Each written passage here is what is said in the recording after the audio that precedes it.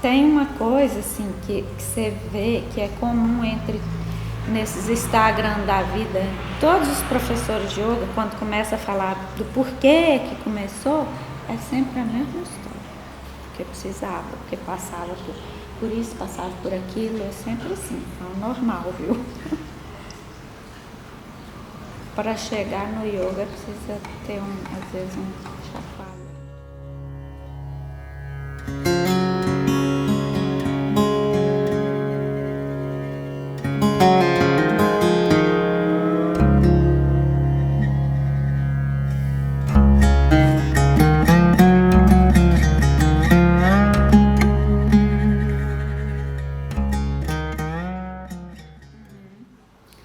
Então, o yoga, na verdade, vem do sânscrito, né, da Índia, que significa união entre corpo, mente e espírito.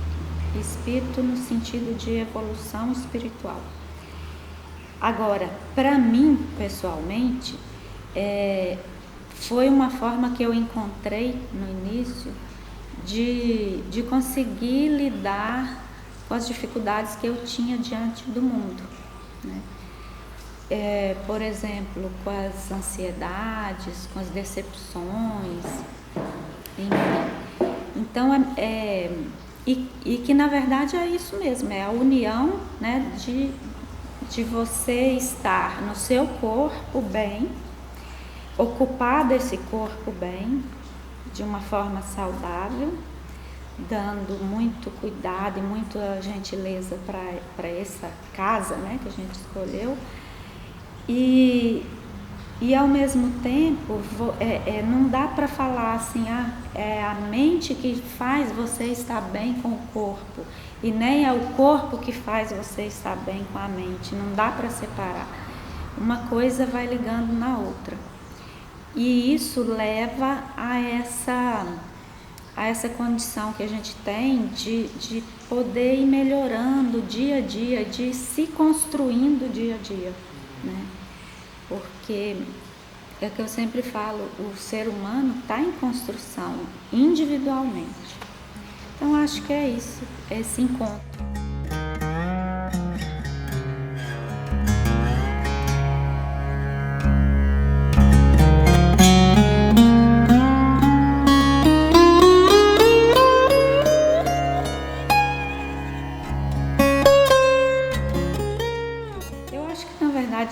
Quando alguém procura o yoga, é aquela coisa do momento certo. Ela procurou porque era o momento, né? E a gente sempre fala, o yoga é para todo mundo, que tem suas limitações físicas, limitações mentais, enfim, idade, né, avançada, mas não é todo mundo que é para o yoga. Então, às vezes acontece de alguém procurar e sentir, falar, nossa, foi a melhor coisa que eu fiz, e nunca mais aparece. Não é porque ele mentiu, é porque não era o momento, não está preparado ainda para isso, porque para você entrar no yoga, você vai fundo nas suas sombras, e não é todo mundo está preparado para entrar nessas sombras. Às vezes é melhor deixar ali debaixo do tapete, né, porque fica tudo bem. Então o yoga vai fundo nas emoções, às vezes dá uma chacoalhada.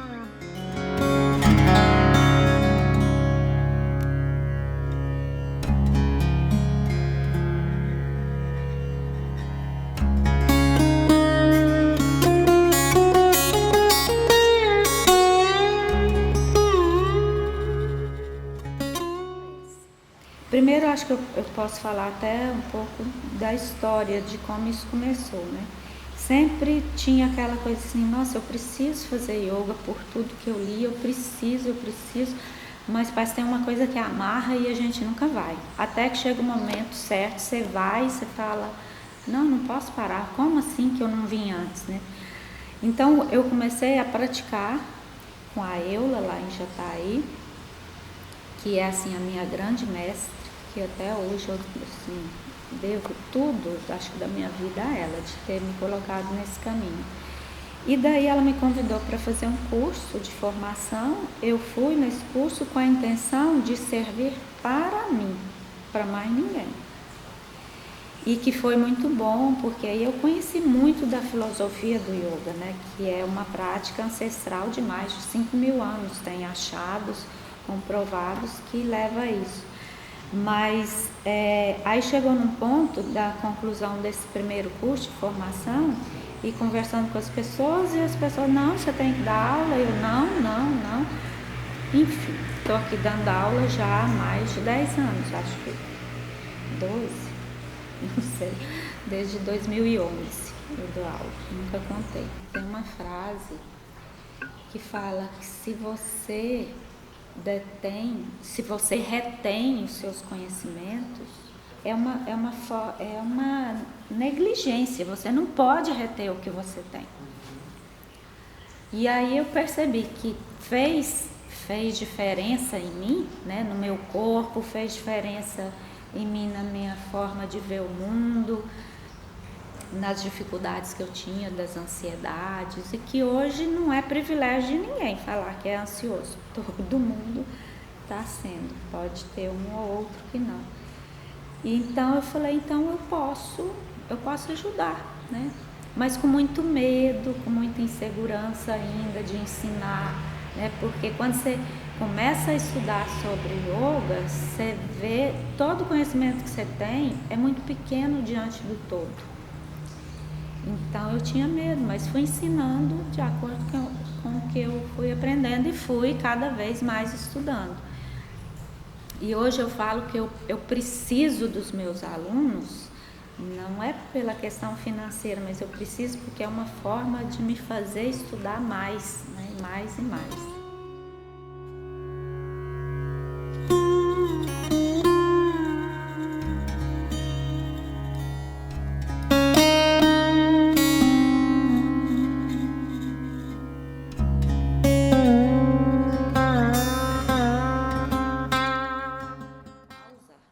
É necessária. A pausa te faz viver e te faz você entrar em contato com você e falar, e aí, o que eu preciso melhorar? Eu estou bem? Eu estou confortável assim ou não? Né? Por isso que a gente fala que não é todo mundo que é pro yoga, porque de repente ele não está afim de pensar sobre a sua vida, sobre sua condução, ele vai levando a vida no automático, né? E não se percebe, passa sua estada, né? Sua estadia nesse plano de uma forma assim, passou. Automático.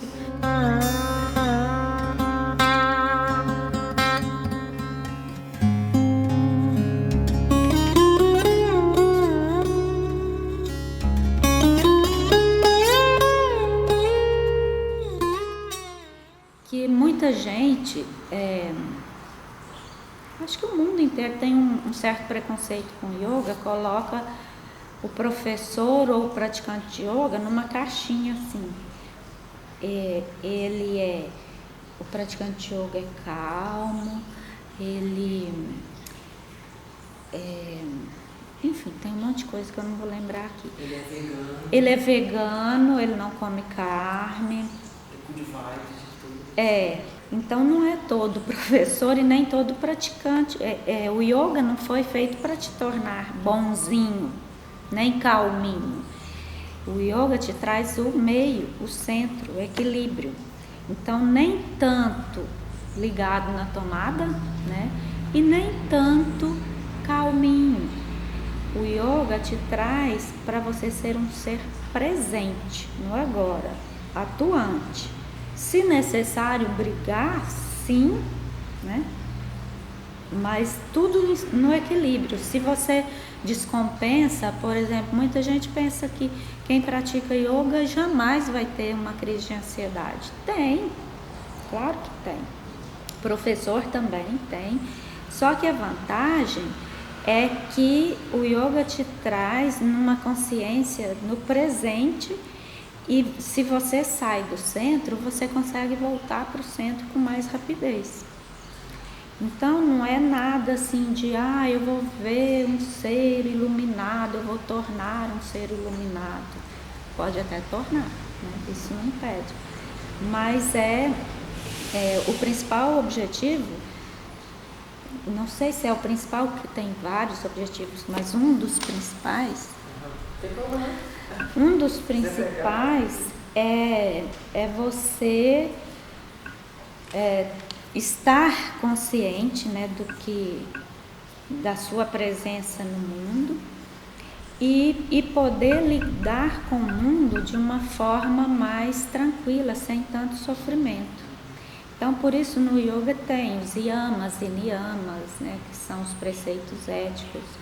Os yamas é como se fosse assim, você dizer o que eu tenho que fazer para não ser um problema para o mundo, como diz o professor Marcos Rojo. E nos niyamas, o que eu tenho que fazer para não ser um problema para mim mesmo.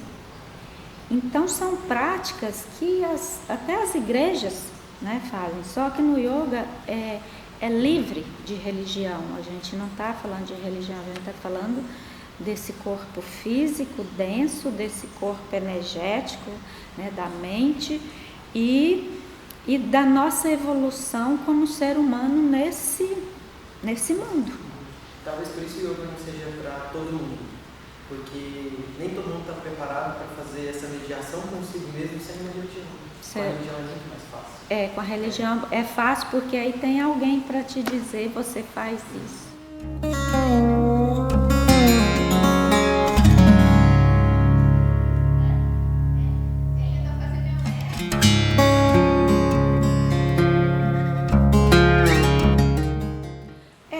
Na verdade, se você for numa aula de yoga com outro professor, você vai ver que tem algo em comum, mas ao mesmo tempo, cada professor tem um jeito de lidar com a sua aula. E eu acho que eu fui criando a minha forma também. Eu prefiro abordar o yoga atendendo todas as religiões, né? Aqui tem evangélico, que frequenta, tem católico, porque também tem muitos professores, e que não está errado, que traz o yoga muito dentro da história da religião hinduísta, né, do hinduísmo. E que é aquela história que, como o professor de capoeira fala, a capoeira não é uma religião, mas o capoeirista pode ter sua própria religião, independente de qualquer que seja. E da mesma forma o yoga, né? Ele vem de uma região da Índia que ali tinha mais o hinduísmo, mas hoje ele se propagou de tal forma que ele é completamente desvinculado da religião, completamente desvinculado. Que eu estava falando, então tem professores que ainda mantêm a sua prática de usar os mantras, né, que são práticas sonoras e que às vezes as pessoas confundem com a religião, enfim, mas são práticas sonoras que interferem na sua mente, no seu cérebro. Então, por exemplo, eu prefiro não usar. Já usei algumas vezes, mas assim, eu prefiro não usar.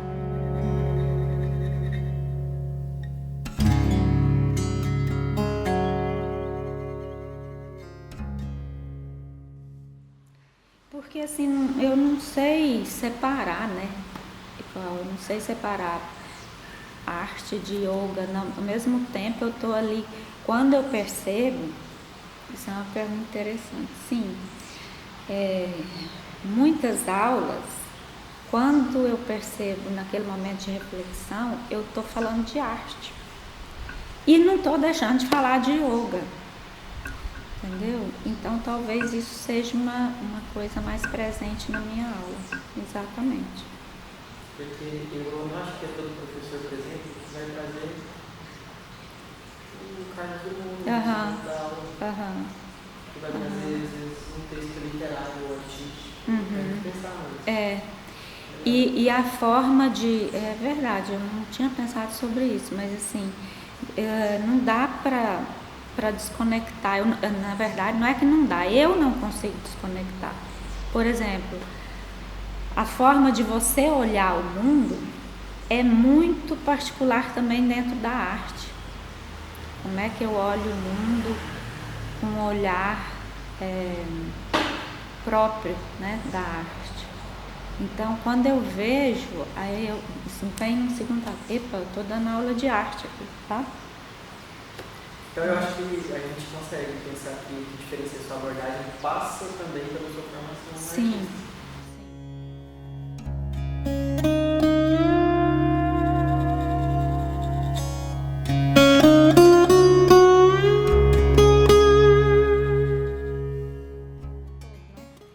E uma das coisas que o povo fala assim, nossa, yoga é muito parado. Mas aí vem uma prática, você vê que tem hora que você sua, né?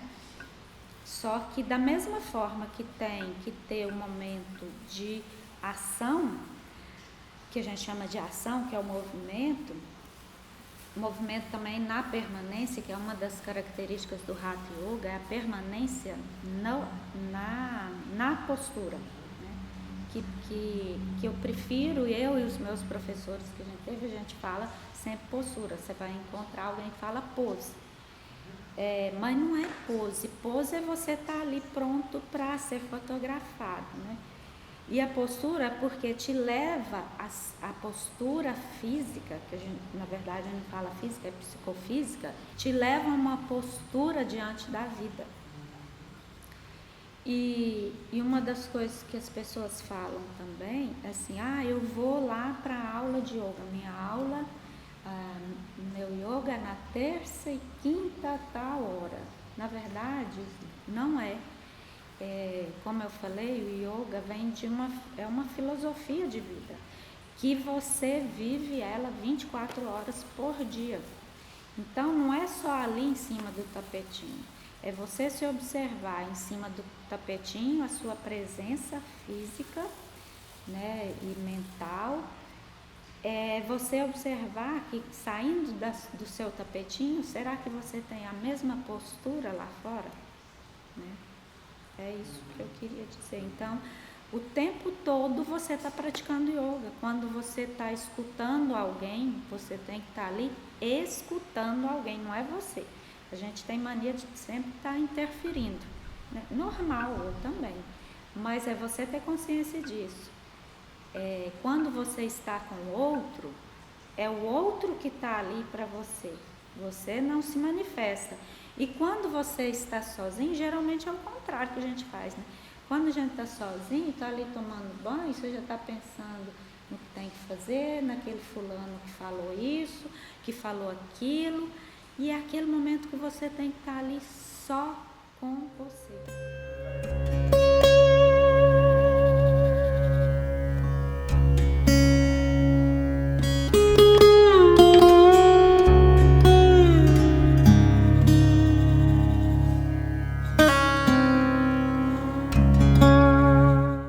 E aí, tipo assim, em 3 meses, você já consegue perceber a diferença do seu estado físico e emocional. Você já consegue perceber que você está mais alongado, que o seu corpo se abre para o mundo, né?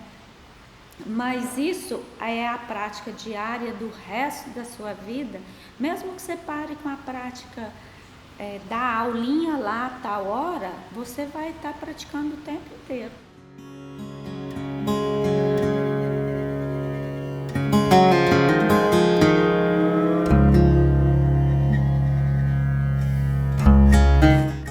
Então, dentro do Hatha Yoga tem vários pontos que a gente tem que atingir, né? Que a gente tem que atingir não, que a gente pratica. Através deles que a gente chega na prática viva.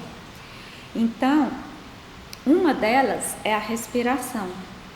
E a respiração, você percebe que ela, com a forma que você respira, você age, você marca sua presença também no mundo. Se um dia, por exemplo, você está muito ansioso, você se fecha, a respiração fica curta. Aí você tendo conhecimento das práticas respiratórias que a gente fala no yoga de pranayamas, são imensas, muitas, né, práticas respiratórias que te levam a um estado de ser. Então, você, por exemplo, nossa, hoje eu não posso ficar calminho, hoje eu tenho que agir. Então, tem a prática respiratória, um pranayama próprio para isso. Nossa, hoje eu estou muito acelerado, não consigo dormir. Tem a prática respiratória para isso. E tem aquela que trabalha o equilíbrio o tempo inteiro, né? Então, a respiração faz você mudar o seu comportamento também. E as suas emoções também. Legal. Eu acho que... Olha lá. Como respirar é algo... Ele é o da minha vizinha, eu tenho certeza. Como respirar é algo que a gente faz, a gente não aprende. A gente não aprende quando a gente nasce, né? A gente já respira. Mas desaprende. A gente, ao longo da vida, desaprende. Ao longo da vida, a gente não pensa para respirar. E aí não pratica a respiração. Você pega um bebê, ele respira lindamente. Quando ele está dormindo, ou seja, ele está naquele estado de relaxamento completo, né? A barriguinha sobe e desce, né? Quando ele está bravo, quer mamar, ele precisa chamar a atenção, você vê que é o peitinho dele que estufa, e não é a barriguinha. Aí você percebe, quando você está praticando yoga, você percebe o seu corpo agindo para respirar. Você enche, né? Enche o peito, enche a caixa torácica. Isso a gente perde ao longo da vida. Aí quando você começa a entender sobre a respiração na prática do yoga, você fala, depois de um tempo, você fala, como assim? Ué, é tão simples, como que eu perdi isso, né? Então ela te conduz a estados emocionais. Tem até a historinha de Buda, né? Que é um dos grandes pensadores. Tem a historinha que fala que algumas pessoas perguntavam para Buda: o que vocês fazem de diferente para manter esse equilíbrio? É isso. Aí ele dizia: nós andamos, nós comemos, nós falamos. Aí eles responderam: mas isso a gente também faz. Aí ele diz: só que a diferença é que nós sabemos quando comemos, nós sabemos quando andamos e vocês não. Quando eu escovo o dente, eu tenho que saber, eu estou escovando o dente, eu não estou pensando lá no que eu tenho que fazer. Talvez a gente possa falar que a gente vive numa sociedade de ausências. Bonito isso, de ausência, verdade. E eu acho que o estado de presença é o que está faltando. Está faltando, um diferencial. Sim, com certeza. E as coisas que a gente tem interagindo o tempo todo só produz mais ausência. Então eu estou aqui conversando com você e aí eu já começo a responder uma mensagem. Aí eu já começo a...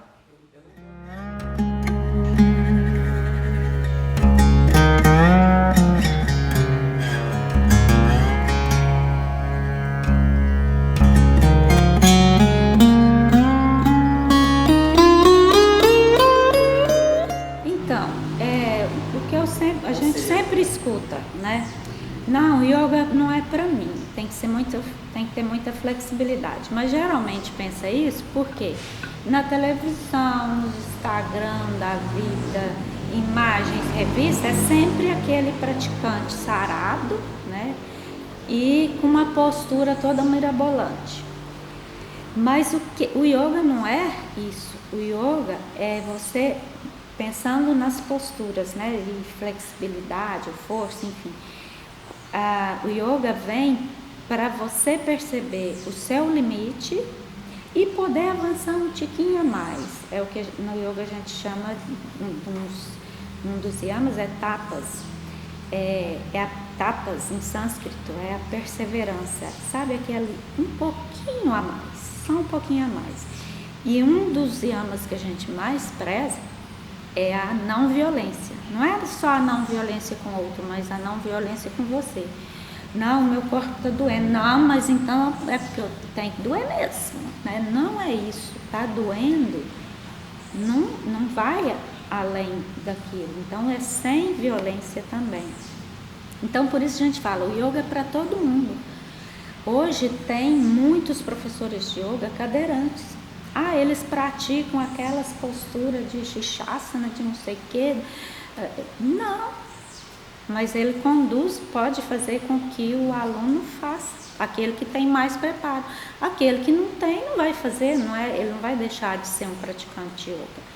Então não precisa ter flexibilidade. A gente tem, para idoso que não consegue sentar no chão, ele pode praticar na cadeira, né? Inclusive eu quero abrir uma turma para essas pessoas. Então não tem essa coisa de limitação física para praticar o yoga.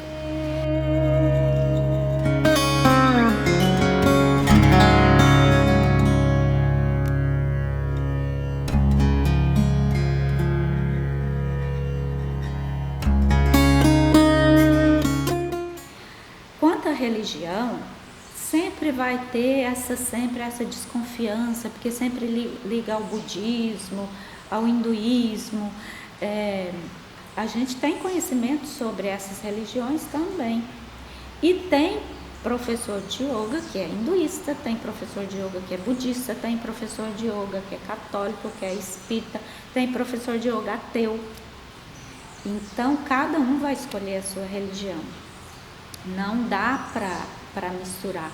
E os que ainda insistem, né, a gente sempre fala, convida para vir ver uma prática, como é que é?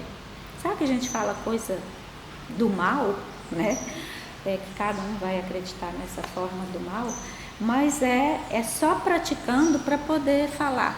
Porque na internet você encontra coisas absurdas do yoga, absurdas. Você fala, não é possível, eu tenho que brigar com isso. Depois fala, não é a hora dele, deixa, né?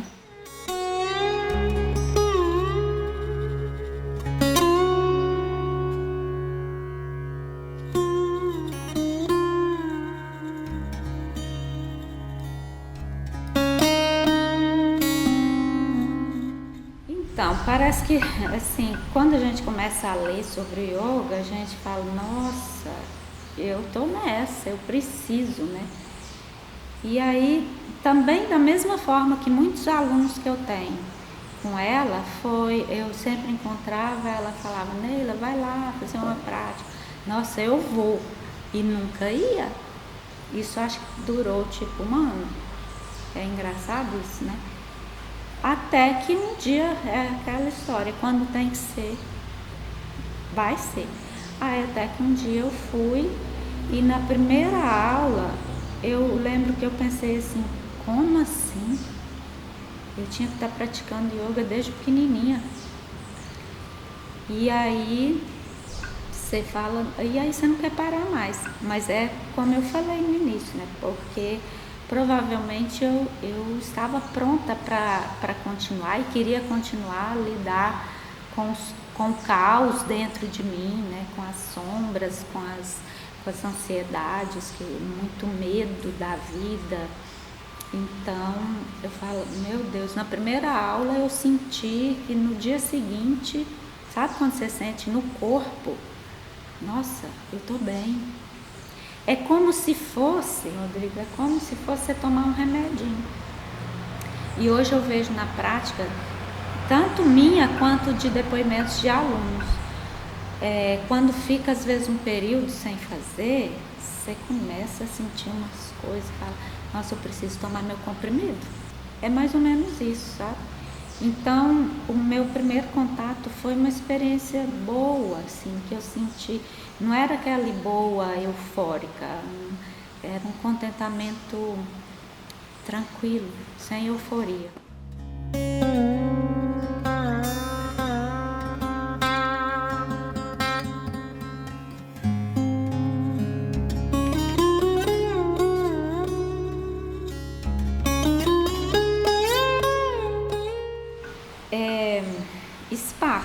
na cidade, né? Buscando espaço. Porque eu já dei aula aqui. Quando eu comecei, eu dei aula, eu era secretária de cultura, então à noite eu usava o espaço do Centro de Atendimento ao Turista, que é um espaço amplo, bom, dei aula lá. Daí dei aula na minha casa, na garagem, eu estava sentindo que estava pequeno, procurava espaço, não encontrava, e dei aula um tempo também, acho que uns 2 anos, ou nem isso, no espaço da Igreja Católica, que era uma creche antiga, um espaço muito bom, que o padre cedeu, e aí veio a pandemia, parei, né? E procurando lugar, eu vi que na minha garagem não dava mais pra... E aí a gente já tinha esse espaço aqui, né? Meu marido já tinha construído um espaço para fazer uma casa de massas, e a gente pode integrar tudo, né? Que integra, então vamos construir. A gente construiu essa sala para eu dar aula e para servir também de espaço compartilhado, quando uma pessoa talvez vem de fora, quer dar uma palestra, quer fazer uma confraternizaçãozinha íntima, né? Quer fazer uma terapia. Então tem esse espaço, inclusive foi usado também, é usado por psicólogas para fazer terapia. Então a gente criou esse espaço para atender também a comunidade, mas que com um objetivo, um foco principal em práticas que traz o bem-estar. De dança cultural, como, né, aqui tem muito nordestino, forró, que eu te falei. A gente quer fazer o forró do Nordeste. Então tem que ter algo que linka a esse bem-estar, não só a coisa do prazer. Eu pensaria... A cozinha... É arte e yoga, né? Uhum. Algo que liga talvez arte, cultura e yoga, né? Sim, eu pensei muito para o nome. Na época eu pensei cultura e yoga e cultura. Mas como a minha formação é em arte, eu quis fechar um pouco mais, né? Mas claro que isso a arte leva a diversidade cultural que existe aqui na cidade também, né? Até os meninos do rap, né? Isso conta. A gente faz questão de mostrar que aqui é um espaço que abre para a diversidade também.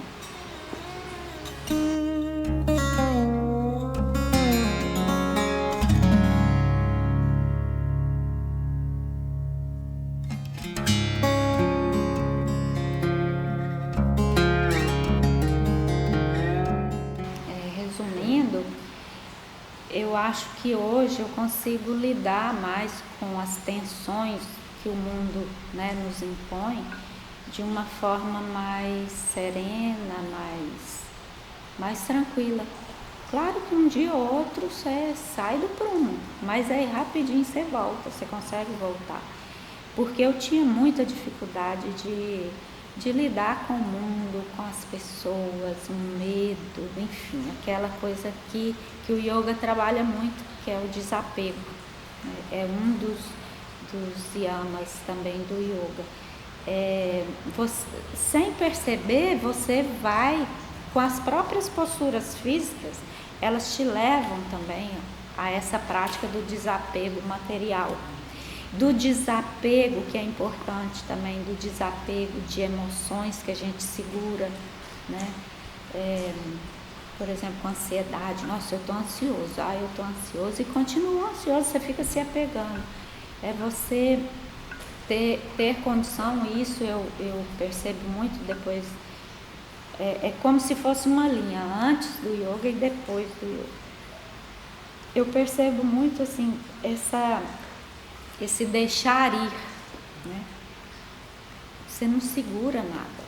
Aí com a prática, não só através das posturas, mas através da respiração, das reflexões que a gente faz, dos relaxamentos, que é o Yoga Nidra, da meditação conduzida, né? Tudo isso é um montante de coisa E é um monte, mas que ao mesmo tempo se torna uma coisa só. É você deixar fluir. A vida flui. Existe uma Neila antes do yoga e uma depois. Você não era nem um pouco parecida com a Neila que é hoje, assim, antes do yoga. Sempre tem algo que fica, né? Mas assim, muito. Era coisa assim grave e que eu posso falar tranquilamente, que eu falo para os meus alunos, de me estragar fisicamente, de vomitar muito, de medo do depois, o medo, né? Aí sempre tinha aqueles que falavam assim, nossa, você é tão calma para falar, mas não sabia do que eu passava ali dentro. E às vezes, até hoje, né, tem aquelas coisas, se eu tenho que dar uma palestra, tem aquele medo antes, mas eu não me estrago mais, eu não me puno mais para isso. Então, aquele antes do acontecimento sempre era uma tortura para mim, que eu não comia nada, eu passava às vezes 3 dias sem comer nada e vomitava. Aí chegava na hora, eu ia bem, aí todo mundo, nossa, calma. Eu falo, mas que merda, por que eu sofri? Eu falo tão bem, né? Mas aí de novo acontecia, e de novo acontecia. Isso eu sei que a maioria das pessoas hoje passa por isso, né? O medo desse mundo que está sendo fabricado. O medo. A Clarice Lispector tem uma frase dela mesma que fala: depois do medo vem o mundo. Então, depois que você vence o medo, você conhece o mundo, você conhece a si, né? Então eu acho que talvez o yoga também tenha disso. Trabalhar os medos, porque literalmente o medo te impede da presença. E ele te deixa mais aberto pro, tipo assim, que venha, né? Que venha. E tem um mantra que eu acho interessante, não é mantra, é um cumprimento. Como existe no yoga, a gente fala namastê, que é um cumprimento, é como se, igual na igreja, tem uns que falam, paz do Senhor, Deus esteja contigo, é um cumprimento, né? E aí tem um cumprimento africano que fala, um diz, te vejo, e o outro diz, estou aqui. É lindo isso, quando você sente isso no corpo, né? Eu te vejo, eu estou aqui. É muito, muito bonito. Eu esqueci de onde, mas é africano. E legal, no vídeo que você mandou, tem professor de yoga que não fala namastê, por exemplo. Sim, você viu aquele vídeo? Mas o que eu acho interessante do yoga é isso. Tem aqueles também que falam, eu faço mantras todos os dias, no início e no final. E o outro não vai por causa disso? Sinto muito, problema dele, ele está perdendo, né? Como a gente vai às vezes na igreja, um dia você escuta, né, o pastor ou o padre falando, nossa, tudo que ele falou me tocou. No outro dia você fala, que merda, não falou nada com nada. Mas você continua indo porque te faz bem, né? Então cada um tem que ignorar aquilo que, por exemplo, na prática de yoga, eu tenho certeza que em algum momento eu falo algumas coisas para alguns que são muito religiosos, que às vezes desagrada. Mas a maior parte das coisas agrada, ignora aquilo. Fala, a Neila está falando bobeira. Pronto. Né?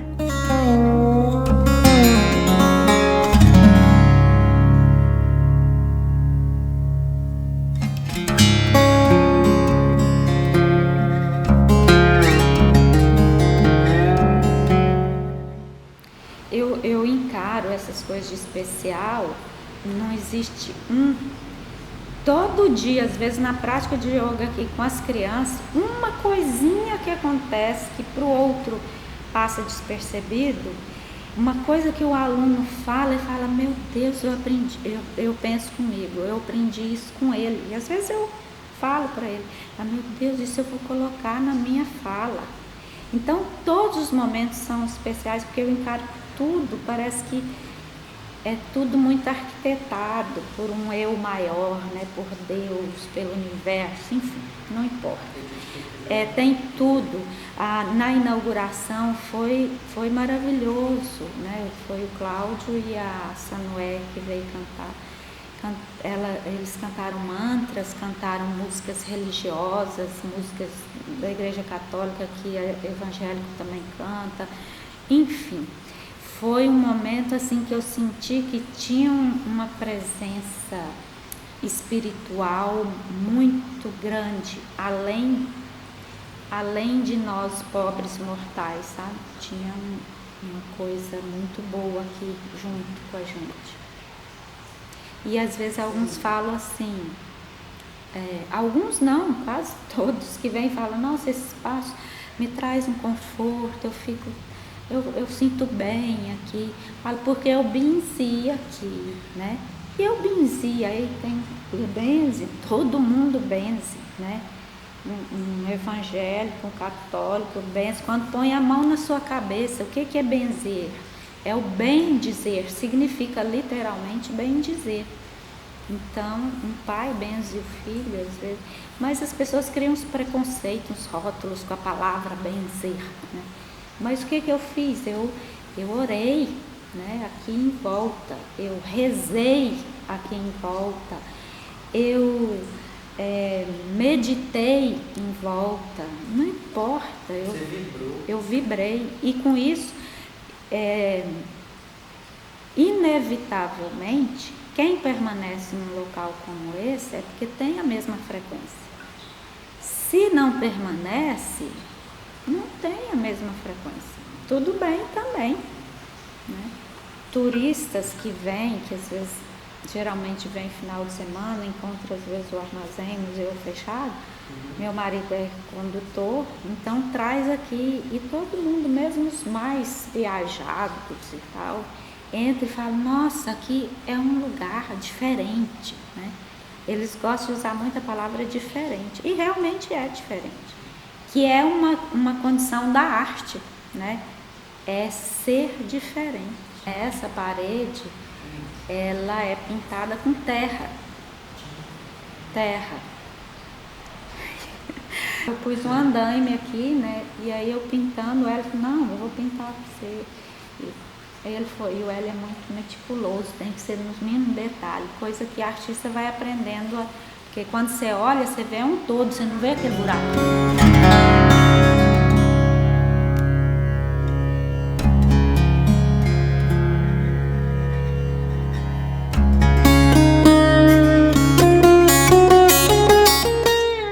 Nada. Engraçado, né? Nada.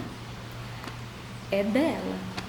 Ela que vai dizer ou não dizer o que sente, mas geralmente a resposta disso é só delas, né? Mas a resposta que eu tenho é sempre assim, nossa, que lugar traz paz, né? Mas assim, o que eu falo nada, porque assim, é ele que vai escolher, mas eu espero que, se ele deu abertura para entrar num espaço onde pode trazer algo de bom, de sentimento e emoção boa, é o que eu desejo. Mas também, se ele entrar e falar, ai, que lugar estranho, tá tudo bem, porque ele não vai ficar, né? É a frequência dele, não é minha. Como diz, para mim, problema dele, né? Que pena, mas então, por isso que eu faço, não espero que sinta nada. Não, mas ficou uma resposta muito fria, né? Mas é verdade. Ficou muito original, ficou você. Muita gente poderia já de cara virar e falar assim, eu espero que ele sinta paz, amor, coração. Nada, mas aí você vem com a explicação. Você fala. Qualquer coisa você corta, senão vai falar assim, nossa, ela é soberba.